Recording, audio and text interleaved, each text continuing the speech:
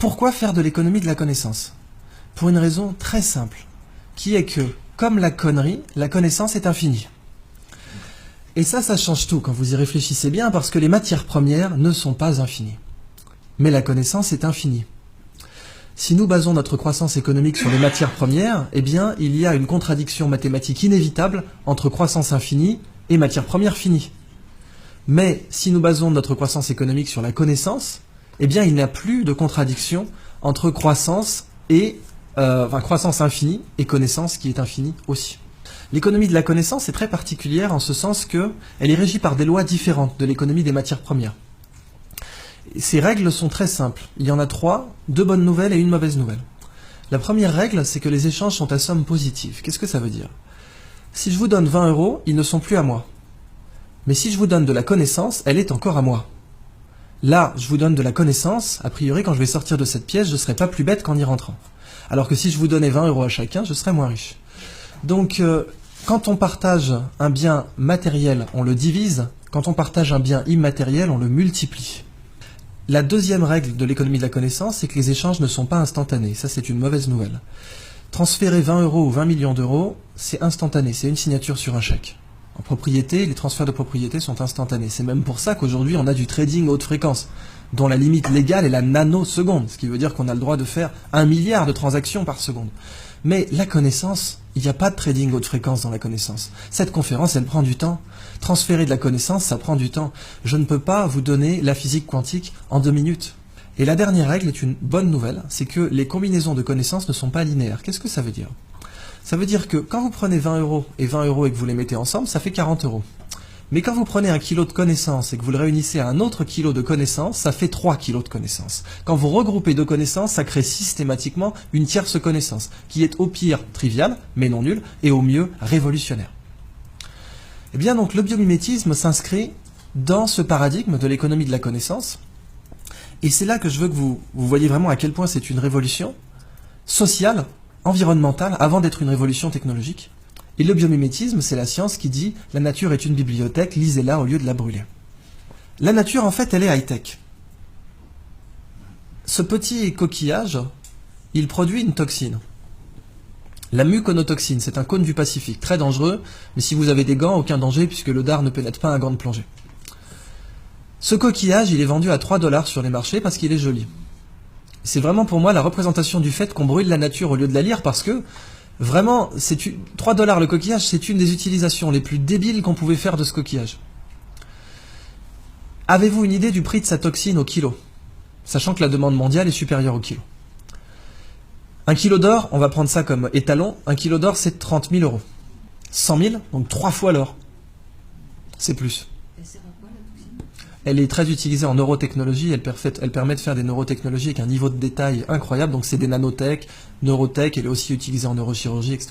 Très grosse demande mondiale qui ne fait qu'augmenter. Je vous laisse faire le calcul, 800 $ le milligramme. Ça nous fait du 800 millions de dollars le kilo. L'or et le platine, c'est du terreau de jardin en comparaison. Ce qui est dingue, c'est qu'on les vend à 3 $ le coquillage. Et il est en voie d'extinction à cause de ça. La crevette menthe religieuse. Alors elle, c'est la crevette de tous les records, quoi. Cette crevette peut vous péter une main ou un bras. Elle est grande comme une langoustine.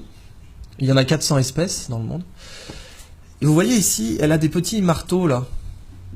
Un peu comme des marteaux à fruits de mer pour casser des tourteaux. Et c'est justement ce qu'elle fait. Elle casse des crabes avec. Seulement quand elle envoie son marteau pour casser un crabe, elle lui donne l'accélération d'une balle de fusil d'assaut. Si nous, on était capable d'envoyer une balle de baseball à 1/10 de cette accélération, on la mettrait sur orbite.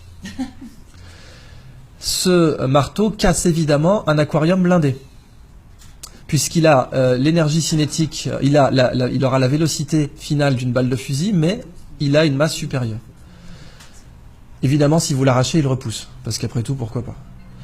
Cette crevette, quand elle envoie son marteau, il se forme des étincelles sous l'eau.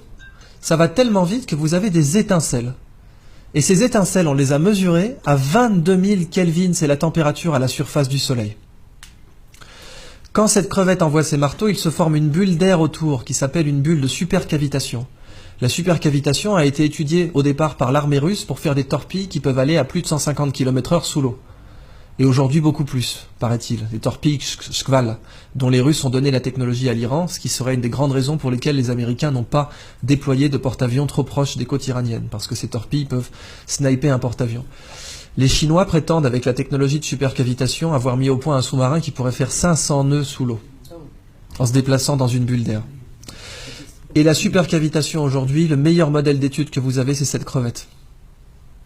Mais c'est pas fini.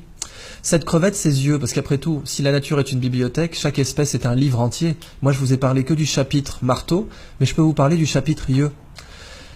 Les yeux des chiens ont 2 types de cônes différents pour reconnaître les couleurs. 2 types de cônes. Nous en avons 3. Les chiens sont donc des daltoniens par rapport à nous. Cette crevette en a 16. Ça veut donc dire que nous sommes un tiers d'un tiers de daltoniens par rapport à elle. Elle est très colorée, mais la couleur que nous on voit, ce n'est rien par rapport à celle qu'elle voit. 16 cônes. Les Américains se sont inspirés de ces yeux pour concevoir une caméra qui permet de détecter rapidement les cellules cancéreuses dans les biopsies. C'est une caméra bio-inspirée tirée des yeux de cette crevette. Et les yeux de cette crevette possèdent l'écran solaire le plus efficace connu de l'homme. Les mycosporine-like aminoacides, qui sont des écrans solaires naturels, produits par les espèces pélagiques. Ces écrans solaires sont très intéressants commercialement parce que nos écrans solaires sont des perturbateurs endocriniens pour les coraux. Et quand on se baigne avec de la crème solaire, eh bien, on détruit les coraux. Si on avait ces écrans solaires, on serait mieux protégé et on ne détruirait pas les coraux. Dans le biomimétisme, un écosystème inexploité, c'est comme une nappe pétrolière. Sauf que, quand vous l'exploitez, vous ne le détruisez pas. Vous prenez le livre, vous en faites une photocopie et vous le remettez en rayon. Et en plus, il y a beaucoup plus d'argent à faire comme ça. Donc c'est juste plus rationnel de faire comme ça. Alors voilà donc la fin de ma présentation sur le biomimétisme. Je vous donne simplement un épilogue pour vous parler de la Blue Economy, qui est l'application du biomimétisme à l'industrie. Et la Blue Economy, c'est une 3e histoire que je ne développerai pas, mais dont je vous donne simplement l'incipit, qui est imaginer un monde sans déchets. Imaginez un monde où la prochaine fois que vous verrez un déchet, il faudra emmener vos enfants au musée. Regarde maman, une canette de crocs. C'est fou ça. Ce monde, on sait qu'il n'existe pas aujourd'hui. En fait, il existe, c'est la nature. Quand les feuilles tombent des arbres, on n'organise pas un système de ramassage. Dans la nature, les déchets n'existent pas, parce que la nature produit en cycle. Mais nous produisons en ligne. Et du coup, nous sommes la seule espèce aujourd'hui qui produit des choses dont personne ne veut. Et quelque chose dont personne ne veut, ça s'appelle un déchet. C'est la phrase de Gunther Pauli, ce n'est pas à la nature de produire comme nos usines, c'est à nos usines de produire comme la nature. Et si nous faisons comme ça, nous serons non seulement beaucoup plus rentables, mais en plus il n'y aura plus de déchets.